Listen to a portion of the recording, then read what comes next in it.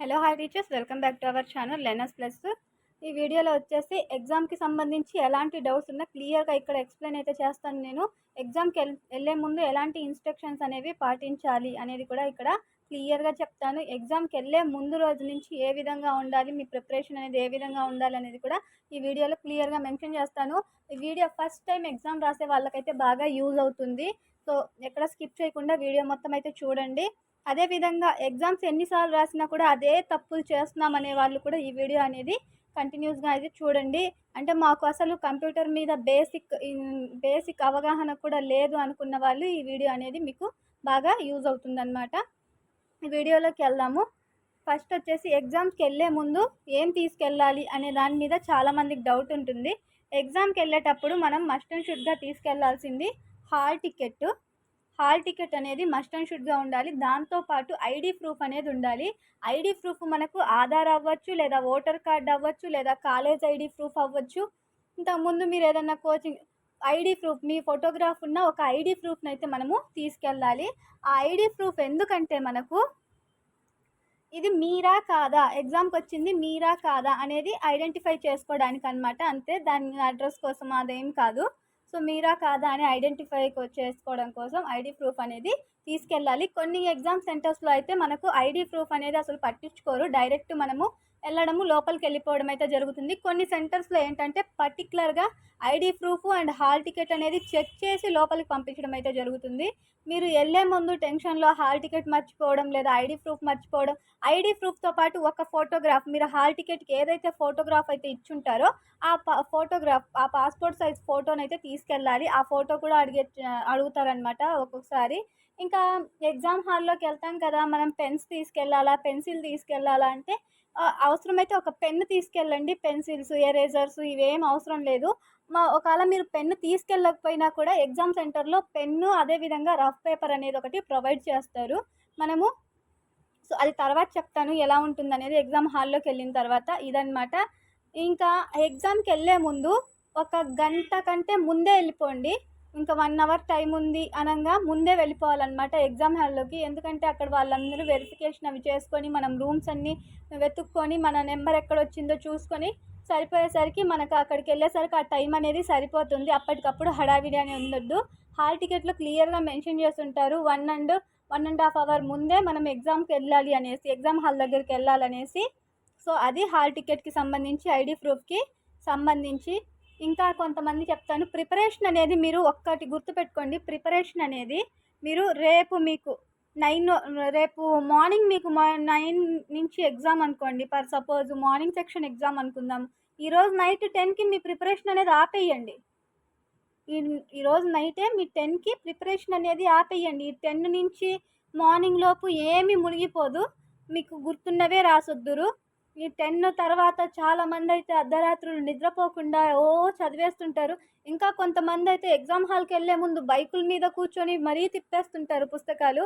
అదంతా అసలు అలా చెయ్యొద్దు. ఎప్పుడైనా కూడా ఎగ్జామ్ రేపు మార్నింగ్ అంటే మీకు మార్నింగ్ 10 నుంచి మీ చదవడం అనేది ఆపేసేయండి. ప్రశాంతంగా నిద్రపోండి. మార్నింగ్ ఫ్రెష్గా లేవండి. ఎగ్జామ్ హాల్కి వెళ్ళేటప్పుడు అసలు బుక్సే తీసుకెళ్ళొద్దు. నేను చెప్పేదైతే బుక్స్ తీసుకెళ్ళొద్దు. మైండ్ ప్రశాంతంగా పెట్టుకొని వెళ్ళి మీరు ఆ బుక్స్ తీసుకెళ్ళి అటు తిప్పి ఇటు తిప్పి ఏ క్వశ్చన్ వస్తుంది, ఆ క్వశ్చన్ వస్తుంది, ఏం తినాలి, ఏం చదవాలి, ఇలాంటివన్నీ వద్దు. మైండ్ అనేది ప్రశాంతంగా పెట్టుకొని మీకు వచ్చిందే రాయండి. మీరు ఈ బుక్స్ పట్టుకొని అటు ఇటు తిప్పితే ఆ వచ్చింది పోయింది, ఉన్నది పోయింది, ఉంచుకున్నది పోయింది అన్నట్టు ఉంటుందన్నమాట మైండ్ అనేది. సో ప్రశాంతంగా పడుకొని రాత్రి పొద్దున్నే లేచి హ్యాపీగా ఫ్రెష్ అయిపోయి ఎగ్జామ్కి బయలుదేరండి. ఎగ్జామ్ హాల్లో కూడా ప్రశాంతంగా ఉండండి. ఎలాంటి టెన్షన్స్ అనేవి పెట్టుకోవద్దు. 1 అవర్ బిఫోరే ఎగ్జామ్ హాల్లోకి వెళ్ళిపోండి. ఎగ్జామ్ హాల్లోకి వెళ్ళిన తర్వాత మీ బ్లాక్, అంటే ఫర్ సపోజ్ కొన్ని సెంటర్స్కి బ్లాక్స్ ఉంటాయి. ఏ బ్లాకా, బి బ్లాకా, అలా మీ సెంటర్స్లో ఏ బ్లాక్లో వచ్చిందనేసి చూసుకొని ఆ బ్లాక్లోకి అయితే వెళ్ళిపోయి మీ హాల్ టికెట్ నెంబర్ ఏ రూమ్లో వచ్చిందా అనేది చెక్ చేసుకోండి. మీ హాల్ టికెట్ నెంబర్ ఉన్న రూమ్ చూసుకొని మీకు ఏ నెంబర్ ఇచ్చారు అంటే మీ కంప్యూటర్ నెంబరు, అక్కడ కంప్యూటర్ నెంబర్, మీ హాల్ టికెట్ పక్కనే మీ కంప్యూటర్ నెంబర్ అనేది మెన్షన్ చేసి ఉంటారు. మీకు ఏ నెంబర్ ఇచ్చారా అనేది చెక్ చేసుకొని మీ హాల్ టికెట్ మీద వన్ సైడ్కి జస్ట్ ఆ నెంబర్, మీ కంప్యూటర్ నెంబర్ అనేది హాల్ టికెట్ మీద జస్ట్ ఆ 4 డిజిట్స్ అనేవి ఎంటర్ చేసుకోండి. ఎంటర్ చేసుకొని రూమ్లోకి వెళ్ళిపోయి ప్రశాంతంగా కూర్చోండి. మీ నెంబర్ ఏదైతే మీకు ఇచ్చారో సిస్టమ్, ఆ సిస్టమ్ ముందు కూర్చోండి. సిస్టమ్ ఉంది కదా అనేసి గెలకొద్దు. అక్కడ ఏముండదు. మీకసలు ఓపెన్ చేయడానికి కూడా ఏం రాదు. జస్ట్ మీరు ఎంటర్ చేసి స్పేస్ బటన్ నొక్కంగానే జస్ట్ మీ ఐడీ అనేది అక్కడ చూపిస్తూ ఉంటుంది. లాగిన్ కూడా అయ్యి ఉండదు. లాగిన్ అనేది వాళ్ళొచ్చి పాస్వర్డ్ చెప్పిన తర్వాత లాగిన్ అనేది అవ్వాలి. జస్ట్ కూర్చోండి. అది మనకు అదంతా అయ్యేసరికి చాలా టైం అనేది ఉంటుంది. సో ఈ టైంలో మీరేం చేస్తారంటే పక్కనోళ్ళతో వ్యవహారాలు పెట్టుకోకుండా ఒక కళ్ళు మూసుకొని ప్రశాంతంగా ఉండండి. పక్కనోళ్ళు ఇక్కడ మీరు చేసే మిస్టేక్ ఏంటో తెలుసా? మనకు ఆన్లైన్ టెస్ట్ అంటే పక్కనే ఉంటారనమాట మనుషులు. నాకు రాని బిట్టు వీళ్ళని అడగొచ్చు, వీళ్ళకి రాని బిట్టు నేను చెప్పొచ్చు అని. అది మాత్రం ఆ తప్పు మాత్రం చేయకండి.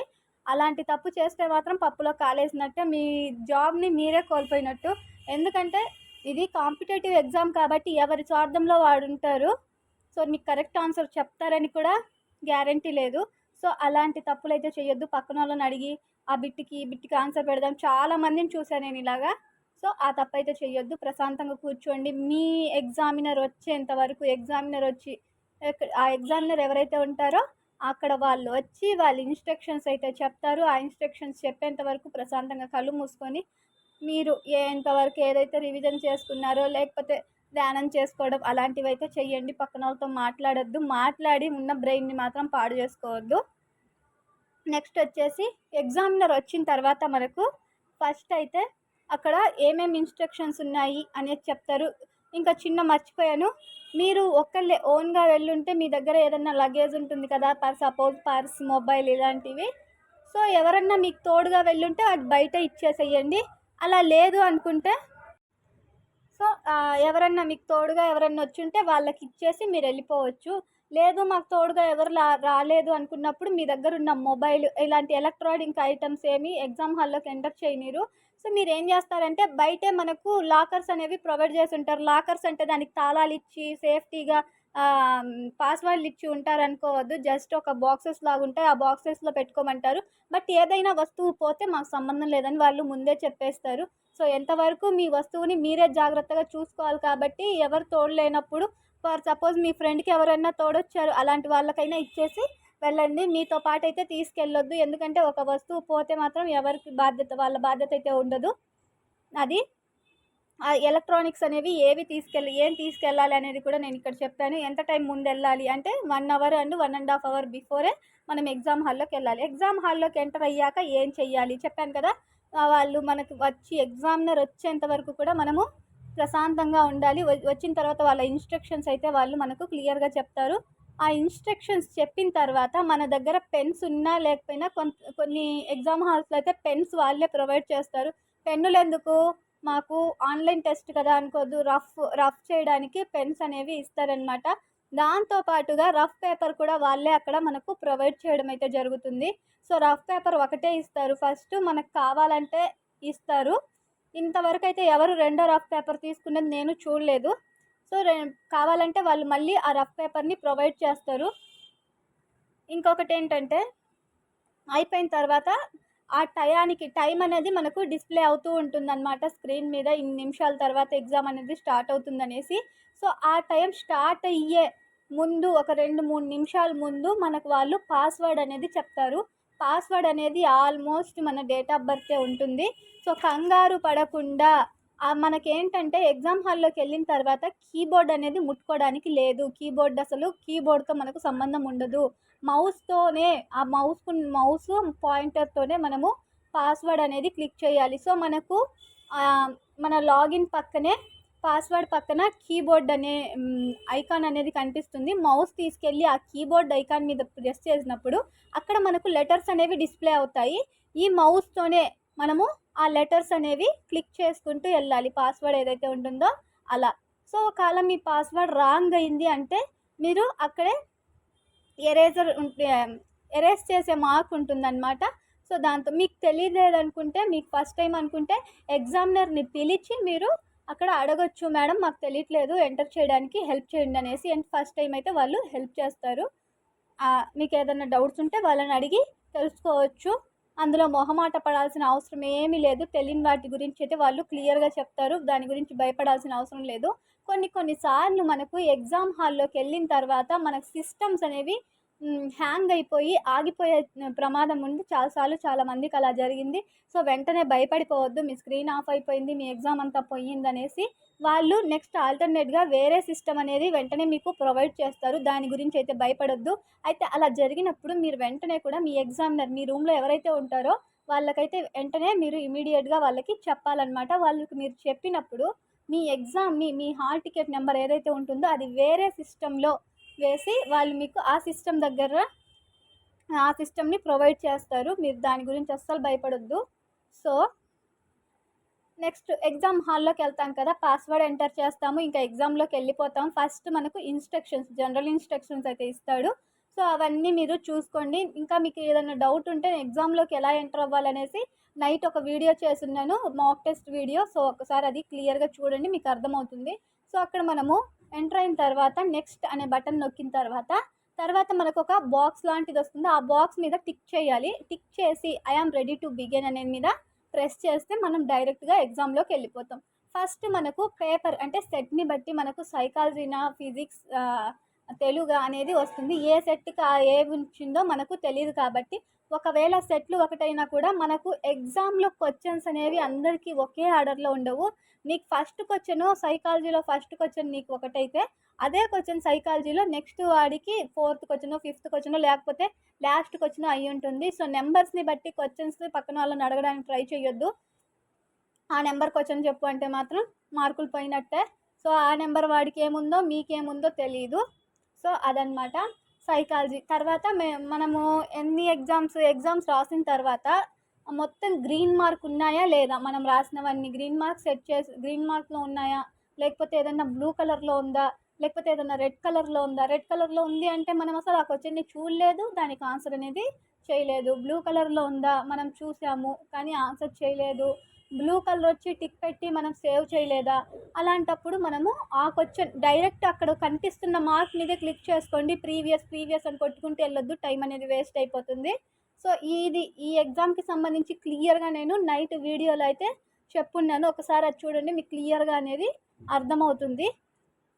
అయిపోయిన తర్వాత లాస్ట్ మనకి ఎగ్జామ్ ఉంటుంది కదా, లాస్ట్లో మనకు ఎగ్జామ్ అయిపోయింది అనగా మొత్తం ఒకసారి చెక్ చేసుకోండి. ఒకవేళ మీరు పెట్టిన బిట్స్ ఏదన్నా రాంగ్ అని మీకు అనిపిస్తే మాత్రం మీరు ఏం చేయాలంటే అప్పుడు వెంటనే సబ్మిట్ అయితే ఎవరు చెయ్యొద్దు. టైం అయ్యేంత వరకు వెయిట్ చేయండి. చాలామంది మా ఎగ్జామ్ అయిపోయింది అనేసి వెంటనే సబ్మిట్ చేసేస్తూ ఉంటారు. కొంతమందికి అయితే అసలు టైమే సరిపోదు. అన్నీ చెప్తాను నేను ఇక్కడ క్లియర్గా. అయితే మీరు సబ్మిట్ చెయ్యొద్దు. సో ఒకవేళ మీరు పెట్టిన బిట్ ఏదైనా రాంగ్ అని మీకు అనిపిస్తే వెంటనే మీరు చెక్ చేసుకుంటూ ఉండండి. మీ టైం అయ్యేంత వరకు ఒక్కొక్క బిట్టు చెక్ చేసుకుంటూ ఉండండి. తెలిసిన బిట్టు జోలికి వెళ్ళొద్దు. తెలియని బిట్ ఏదైతే ఉంటుందో దాని విషయం గురించి చెప్తున్నాను. తెలిసిన బిట్లు మళ్ళీ చూసి ఆప్షన్లు చూసి మళ్ళీ కన్ఫ్యూజ్ అయ్యి ఉన్నదాన్ని మార్చి మళ్ళీ రాంగ్ ఆన్సర్స్ అయితే పెట్టుకోవద్దు. ఇప్పుడు మీరు ఎగ్జామ్లో ఏం చేస్తారంటే పలానా బిట్ వచ్చింది, దానికి ఆన్సర్ మీకు తెలుసు, అది ఆప్షన్లో ఉందా లేదా అని వెతకాలి తప్పితే ఈ ఆప్షన్లో ఉన్న బిట్టుకు ఆన్సర్ ఏది అని వెతకొద్దు. ఎందుకంటే అలాంటప్పుడు బిట్లో కన్ఫ్యూజ్ అయ్యి మనం ఆన్సర్ అనేది రాంగ్ చేస్తామన్నమాట. నెక్స్ట్ అలా మొత్తం అయిపోయిన తర్వాత లాస్ట్ వాళ్ళు చెప్తారు ఎగ్జామ్ టైం అయిపోతుంది, వాళ్ళు చెప్తారు, మనకు స్క్రీన్ మీద డిస్ప్లే కూడా అవుతూ ఉంటుంది సబ్మిట్ చేయండి అనేసి. సబ్మిట్ చేసిన తర్వాత కొంతమందికి ఎగ్జామ్ అయితే కంప్లీట్ అయ్యి ఉండదు. ఇంతకుముందు లెక్చరర్స్ చెప్పినట్టు ఎగ్జామ్ టైం అవుతుంది, పేపర్స్ ఇవ్వండి అలా ఏం ఉండదు. దానికంతట అదే ఆటోమేటిక్గా సబ్మిట్ అనేది తీసేసుకుంటుంది. మీరు ఎగ్జామ్ అనేది కంప్లీట్ చేసి సబ్మిట్ బటన్ నొక్కినా నొక్కకపోయినా ఆటోమేటిక్గా సబ్మిట్ అనేది అయిపోతుంది. సో సబ్మిట్ అయిన తర్వాత మనం ఆ పేపర్స్ మనకి ఇచ్చుంటారు కదా రఫ్ వర్క్కి, అది తెచ్చుకోవాలంటే అసలు అక్కడి నుంచి ఏది అనేది తీసుకొచ్చుకోకూడదు. మీ వస్తువు ఏదైతే ఉంటుందో ఆ హాల్ టికెట్ మాత్రమే తీసుకొని బయటికి రావాలి. అలాగే మీ ఐడి ప్రూఫ్ అవి తెచ్చుకోవాలి తప్పితే ఇంకా వేరేవేవి తెచ్చుకోకూడదు. కొన్ని సెంటర్స్లో మనీ ఉన్నాయి అంటే మనీ తీసుకెళ్తారు కదా, సో అవి సేఫ్టీ కాదు, మీ దగ్గర పెట్టుకుంటాము అన్నా కూడా కొన్ని సెంటర్స్లో ఒప్పుకోరు. సో కొన్ని సెంటర్స్లో పర్లేదు అని చెప్తారనమాట మనీ ఉన్నా కూడా. ఇంకా ఏంటంటే మీకు ఏదైనా డౌట్స్ ఉంటే నాకు కామెంట్ చేయండి, నాకు గుర్తున్న కాడికైతే నేను చెప్తున్నాను. నెక్స్ట్ వచ్చేసి సబ్మిట్ అయిపోయిన తర్వాత మనకు కొన్ని స్క్రీన్ మీద మార్క్స్ అయితే కనిపించట్లేదు మాక్ టెస్ట్లో అయితే.